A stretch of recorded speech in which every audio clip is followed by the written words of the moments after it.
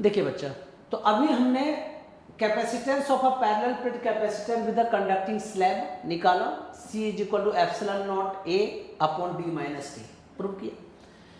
इसको तो चाहे तो और भी हम लोग इसको थोड़ा सा और मैनिपुलेट कर सकते हैं। C is equal to epsilon naught A upon D minus T, yes और नो। D को यहाँ पे कॉमन ले लेते हैं, ठीक है, तो क्या बचेगा बच्चा, यहाँ बोलो 1 माइनस टी अपॉन डी, क्योंकि जो भी कॉमन लिया जाता है उससे डिवाइड हो जाता है।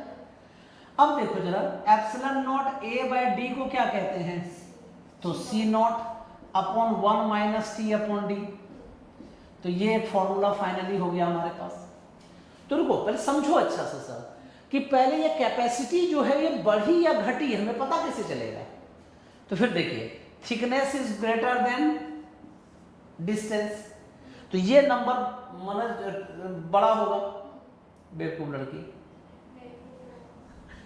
T is less than D, yes और no, T is thickness is less than D, thickness कम होगा, तो ऊपर नंबर जब छोटा है नीचे नंबर बड़ा है, तो डिवाइड करेंगे तो क्या होगा, 1 से छोटा। अच्छा 1 में से माइनस करेंगे तो 1 से छोटा, तो नीचे जब भी 1 से छोटा है और उससे डिवाइड कर रहे हैं तो ये वाला पार्ट बड़ा होगा या नहीं होगा, नहीं समझ में आ रहा है, फिर से once more, thickness is less than distance. मान लो यहाँ पे वैल्यू मान लो 0.6 है और नीचे जो है मान लो D की वैल्यू ज्यादा है 0.8 है, ठीक है, इससे डिवाइड करेंगे 1 से छोटा होगा या नहीं होगा, उसको 1 में से माइनस करेंगे तो 1 से छोटा होगा या नहीं होगा। अच्छा जब कोई नंबर 1 से छोटा है, मान लो यहाँ पे नीचे है कोई 0.4 है, मान लो 1 से छोटा है, तो इसे डिवाइड करेंगे तो देखो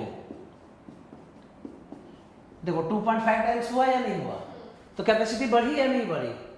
तो कहने का मतलब क्या है, लॉजिक पकड़ो बेटा, लॉजिक पकड़ो, T is less than D, तो T upon D is less then 1, ऐसा लिख सकते हैं हम लोग, T upon D is less then 1, उसको 1 में से माइनस करते हैं तो 1 माइनस T अपॉन D, 1 में से जब करेंगे तो आल्सो लेस देन 1, 1 से तो छोटा ही होगा ना।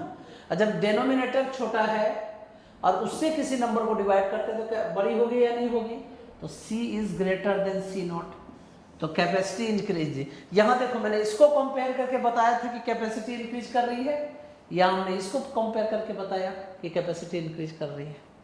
क्लियर है, समझ आया अच्छे से, लिख लीजिए।